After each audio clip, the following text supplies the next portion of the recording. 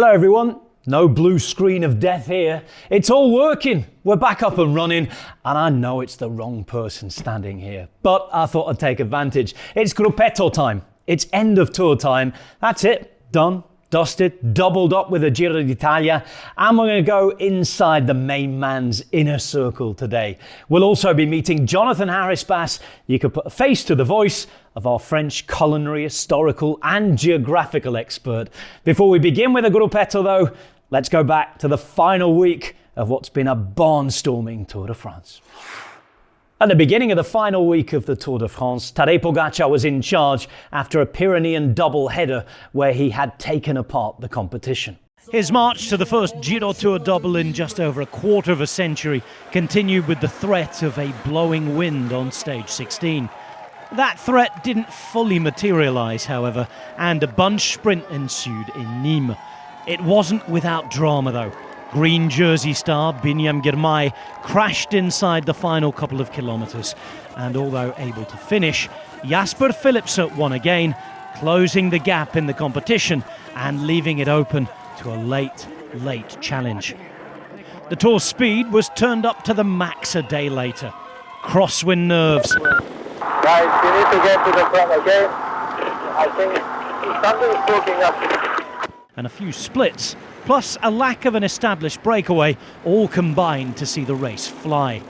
Super Dévoluy was the destination, and it was a super stage. Richard Carapaz won it after more attacks than anyone could care to remember. EF Education Easy Post getting their stage win after knocking at the door for 2.5 weeks. They used the battering ram in the end, Carapaz adding a first Ecuadorian stage win to the yellow jersey that he'd taken early on. There was also GC action behind. Evenepoel looking good as he took 12 seconds on Vingegaard, Pogačar adding 2 to his lead on the defending champion. Any suggestion of a change in momentum for second and third spots on the podium was put onto the back burner on stage 18. Billed as the last chance saloon to take any glory for any rider not in the GC. Up and down all day on the way to Barcelonnette, a massive group of hopefuls bagged their breakaway lottery ticket. But once the gap had been whittled down to 3, and after years of trying, Victor Campenaerts gave reason for the emotion to pour out, winning a Tour de France stage, something that meant the world to him and his young family. So to the final weekend. That Friday feeling in the Alps wasn't for everyone though. Stage 19 was a monster, 3 times above 2,000 metres, the Tour touching the sky with its highest point at 2,800 metres. A finish up in training camp country at Isola 2000, but this one was for real. Visma Lease bike set off in style. Despite their leader Vingegaard having been beaten in the Pyrenees, they looked willing to try and turn the tables when they sent Jorgensen and Kelderman in the early breakaway on another full-gas day. UAE Team Emirates, however, kept brilliantly strong numbers in the front group, riding and continuing to ride as they had done all tour. It soon became clear that Vingegaard wasn't on his best day, with Jorgensen seemingly given the all-clear to attack from the front for the stage win. It was looking good for the American Eagle, but then came another Pogačar performance for the ages. The Tour was all but won, but maybe there was a hint at a chance for some success elsewhere. It looked like they'd have the chance, especially with a UAE teammate up the road in the shape of Soler. But as the end of the stage approached, the penultimate climb started with Soudal-QuickStep taking up the pacing and Evenepoel trying to move closer to second place. The Belgians' attack was then equalled by Vingegaard and bettered. Another momentum shift as the Great Dane started to swing time back and secure second. On his wheel, however, was the leader. The inevitable happened, and the break was once again brought onto the radar of the yellow jersey group. And you know what happened next. Another day, another record matched, a man made to break records, Poggi matching Gino Bartali as the only riders to have won 5 mountain stages in a single tour. So to the final time trial, stage 21, Monaco to Nice, and a spectacular backdrop for a race that had been surrounded by beauty since the start in Florence. The race of truth in its most authentic form. You can't get truer than this test of legs at the end of a grueling 3 weeks. The first non-Parisian finish of the Tour de France ever, and it delivered drama that was suitably unique. Tadej Pogačar winning the Tour for the third time. The green jersey was Veni Vidi Bini, Girmay glorious, Carapaz securing the KOM prize, Evenepoel the best young rider. The biggest winners, however, were us lot, the fans. We were certainly entertained, and we loved having your company too. So it's now Pogačar 3, Vingegaard 2 in one of the greatest rivalries, if not perhaps the greatest, that we have ever seen in the history of the Tour de France. But what makes him tick? How does he work? Let's go behind the scenes with Mauro Gianetti, the UAE Team Emirates boss. Mauro Gianetti, it's not over yet, but I see Tadej got a yellow bike. The bus is not yellow yet. How is the atmosphere here in the UAE camp before the time trial? No, of course, no. After so big fight, this 3 weeks is good. It's a good moment. No, of course, we need to be careful, especially today. You know, you need just to not take any risk in the descent, and if everything okay, we'll be in yellow this evening. No, but of course, everybody put so much energy, so much passion in this goal. Achieving Giro D'Italia and Tour de France in the same year, it was a big goal, and we are so close to this incredible achievement, and it's difficult to describe the emotion. You have worked with Tadej now for 5-6 years, and the performances you have done here in the Tour de France. You have witnessed many performances in your career in cycling many years, but how would you rate the version of Tadej Pogačar we have seen in the Tour de France? And I think it's the real Tadej, because you know, when he started as a young, he won 3 stages in the Vuelta. The first year, I became in the podium, and then the year after, he won the Tour with a completely different body. You know, he was a young with a little bit more fat, and also a rider that he liked to do every kind of race. But of course, when we see the level of Vingegaard, Evenepoel and the other contender, it was necessary to take a choice, to take a decision. And for this year, it was the great decision. It was to not do the classic and made a proper preparation, a proper training, just concentrate for the long stage races and the long mountain, and to be different. No? Probably it will not be enough good to win Flanders in this moment. But we are happy with Giro-Tour if it's okay.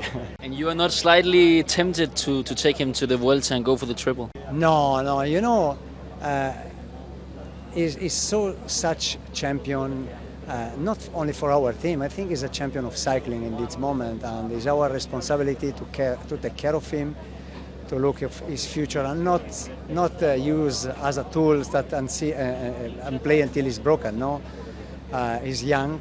The stress is living to be at that level since almost 5 years, because every time he races, he's a phenomenon. He wins, he do a crazy thing, and the stress around him is big, and also physically to be ready for the Giro D'Italia. He have done month of altitude training, done the Giro, 1 day rest, and then again training in altitude, and the Tour with a lot of stress.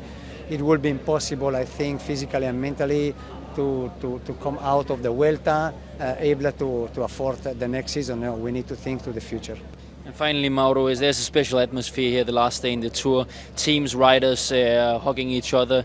I just saw you had a little chat with, you and Marcin had a little chat with Marin Seemann and Christian Niermann from Visma. Yeah. Your rivalry has been amazing. What was the chat about here the last day? Yeah, it was exactly what happened since 4 years. No, is so nice. We are challenging each other. We are help each other to grow, because when we win the Tour, they take some measure and they beat us. Now in 2 years we take our measure and we increase the level of the team, and they promise us they come next year to beat us. No, and it's nice because it's two guys and the two team. We are making since 4 years some show that is appreciated for everybody, and it's the wish of both teams that we are here again next year at the same level. We hope us to be stronger and to fight again, because this is why we are doing sport. This is why we are putting all our passion, our energy in what we are doing. Well, you've heard his voice on the coverage for such a long time. You probably don't know what he looks like. Jonathan Harris-Bass, as well as being one of my big mates, is also a tremendous broadcaster. So I thought that while we had him at the Tour, you could all put a face to the name. I'm here with Jonathan Harris-Bass. An absolute pleasure to have him here. I've been waiting for this a long, long time. As soon as I knew he was back with the Tour again, I thought, we have to put a face to the name. And Jono is a good friend of mine, as we always talk about on the coverage. One of the reasons why I'm in broadcasting. Nice to have you here. Thank you very much for having me. It's a joy, and what a tour to have been involved in. It's just been unbelievable racing from start to finish, and great to just have the sort of that front row seat to listen to the commentary and chip in every now and again with some facts and then some things that are probably not true. We'll get onto the facts. A lot of them come from here, but we do tap into Jono's proper historical, geographical and wine knowledge as well. How did you get into broadcast, though? How did you start yourself? I started in broadcasting, got to the end of my university degree back in 1999, and I was a little unsure what to do. I was thinking about going into law, but that involved going to do further studies, and by the time I finished university, I think I was done with studying. So I went for a drink with one of my friends, and he said, well, you like sport, you like talking, why don't you put those two together? So I thought, what a great idea. So I then went out and wrote to tons of production companies, tried to find an in, because it's a very hard industry to get involved in. And I got my first response, and I remember my first response so clearly because I ran downstairs to show my parents, and I was just sort of, look at this. They haven't got anything available for me right now, but they are going to keep my name on record. And they both burst out laughing and just said, that's a standard response to any job application. So it was quite demoralising. I then went and worked on hospitality at Euro 2000. Had a great time doing that. And whilst I was out there, got an interview with Eurosport and got a Eurostar from Belgium back to London to do an interview, did a day trip. Got the job on the day of France-Portugal semi-final. Remember it very distinctly. Got to watch Zinedine Zidane from the 8th row, and he was unbelievable that night. And that was my first foray into broadcasting, moving to Paris in 2000 and working on Eurosport News. Which sports have you commentated? It might be quicker with which ones you haven't, but probably give would us a be. list. I mean, I've done Rugby World Cup, so I've done a lot of rugby commentary, and I love that as a sport. I've done some cricket commentary, tennis, cycling, obviously. The most bizarre I think I ever did, I mean, I've done X Games style motorbike riding at Motors TV back in the day. You'll probably remember them. And having to commentate on things like a tsunami, which is something I just had no idea what that was. Still not sure I do, actually. But tractor pulling. I once commentated tractor pulling. Both you and I have commentated on volleyball right the way through Eastern Europe, travelling to countries that we probably never thought we'd go to. And that has been one of the most incredible gifts I've been given through this job, is getting to see so many different cultures, experience those cultures, and get to know people all across the world. And it's by doing that you realise just how incredible this world is and how friendly the majority are. I mean, we talked about the sports there and your passions. Combining them at the Tour then, absolutely perfect, isn't it? Because a lot of people watch this and a lot of people will watch the sport and think, well, hang on a minute, I'm a cycling fan. I want to know about the watts and the numbers and the aerodynamics. I don't want to know about the region. But a lot of people, I think, forget that a lot of cycling is on television because it's there to sell a country, there to sell tourist destinations, there to sell a culture, and there's no bigger sort of advert than the Tour de France, is there? And that's why you've got this very big book plus the own acquired knowledge, because we're here to sell France. Absolutely. And Henri de Grange set up the Tour, yes, to sell newspapers, but also to paint this picture postcard perfect version of France, and that's what the Giro does for Italy and what the Vuelta does for Spain. And these are three of the greatest European countries with their rich cultural heritage, their incredible history, but also cycling paints a bigger picture. It was really interesting meeting Larry Warbasse the other day, and Larry just came up to me and just said, "Oh, love the stuff you do on the Tour," and we just had a very brief exchange about the fact that the Tour's more than just a bike race, and it is. And for so many people who watch, it is more than just a bike race. And I've had people write to me on Instagram and go, "I have no idea what food has to do with the Tour de France. I've got to be honest, but I like the segments that you do, and I like the recipes that you do. So as a consequence, it does add flavour." The next thing I was going to ask you about, the cooking, where does that come into it, and where does that passion come from? The passion simply comes from moving to France and living in Paris and having markets available on a daily basis in the different arrondissements and being able to buy food to cook on a daily basis. And I started out in a tiny kitchen, I mean a lot smaller than the booth we're currently sitting in, with a small oven and a grill. And it really was born from that. And I also I have to pay deference to Jamie Oliver, because I used to watch his programmes when I was younger. His enthusiasm for food and also just chucking stuff into a recipe made me go, I can do that. And I want to do that, and I want to try and create different dishes. In the first year I did the Tour, 11 years ago, it was the year that it went to England, and it started up in Yorkshire, and that was incredible. You didn't make Yorkshire puds, did you? I didn't make Yorkshire puddings because I actually didn't do recipes that year. What I did was poetry that year, because it was also through the World War I battlefields, and so for the first 10 days there were incredible poems that I just thought were really beautiful to bring into the coverage. But then the next year it was sort of, well, what do I do now? I've done poetry, and I did a recipe a day, and in the recipe that was a real hit. So I thought, well, I'll do it again the next year, and I'll try and cook from each region. And I still do try and use that, but it's certainly harder to do now that I'm sort of 10 tours in. So 210 recipes. I mean, there have been some that are repeated. Tartiflette gets reeled out every year. The question is, when we're going to get you on the Vuelta and we sort of teach about Spanish cooking? Well, I'd love that. I mean, I've always said I'd be very happy to do the Giro. I did the Giro a couple of times, actually. We did the Giro together, didn't we? On site. Yeah, we did. We ate our way around Italy. There's a threat of an invasion here, because there's somebody rather special, a good friend of ours, who you lot will know a lot better than you know us two. He's here to join Mr. Kelly. King Kelly's here at the end of the tour. Please come along. How are you doing? Oh, very well. How are you? I am doing very well.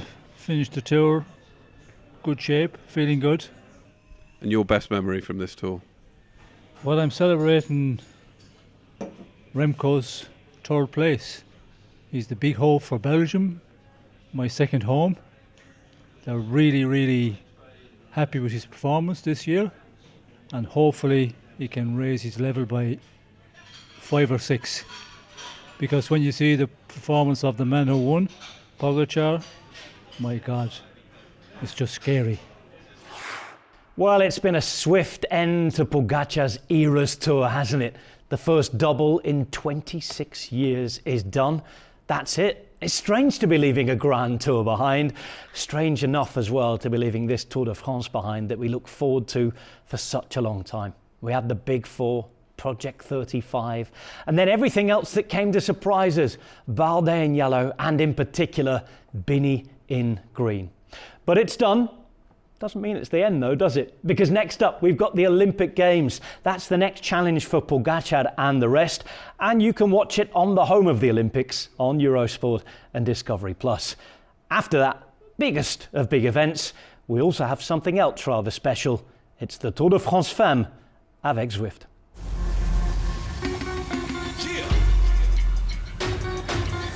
Lotta Kopecky can enjoy the moment.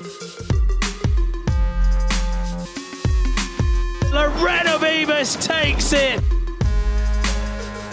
Sit up, celebrate, enjoy the moment.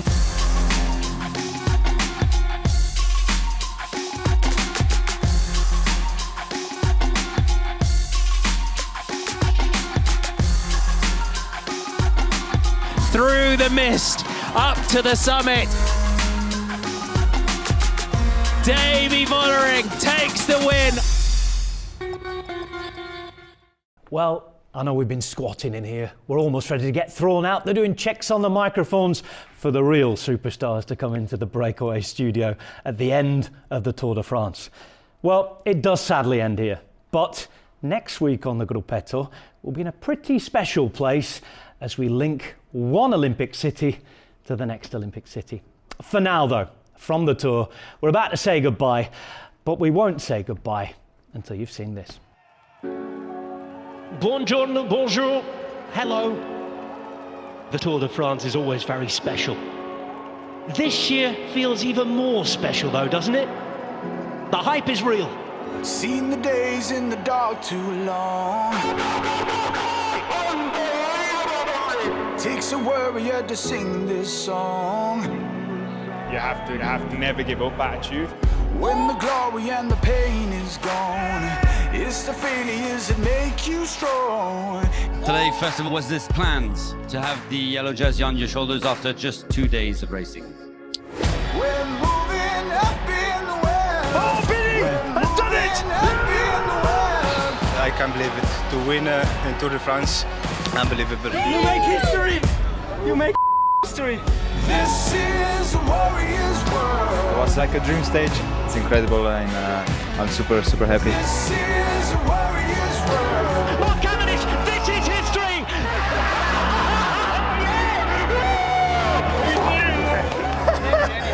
The record is beaten. You've done it. Oh, I'm in a little bit of disbelief. This is a warrior's world. I just wanted to win today, and that's accomplished, so very proud. To win 2 times, it's unbelievable.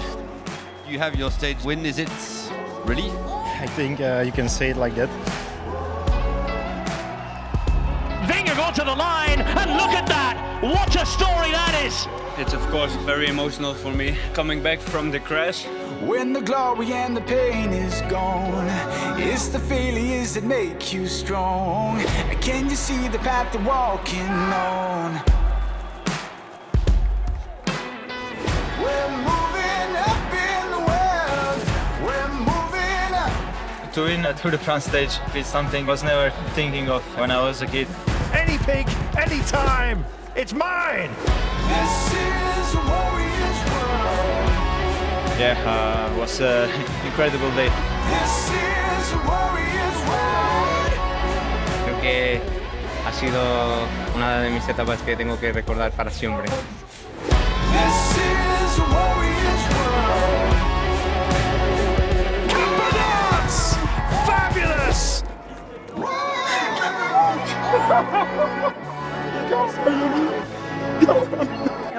I became a father and was like blue skies. Winning a stage in the Tour de France is everybody's dream. This is a warrior's world. What are we watching here? It's quite a large now. This tour was pretty amazing with the stage wins. It's pretty crazy, and I'm super proud and happy. This is a warrior's world. Nobody can touch him. A man made to make history. This is a warrior's world. If you told me this before the tour, I would not believe it. It's just out of this world, actually. If you chase your dreams, you can catch them.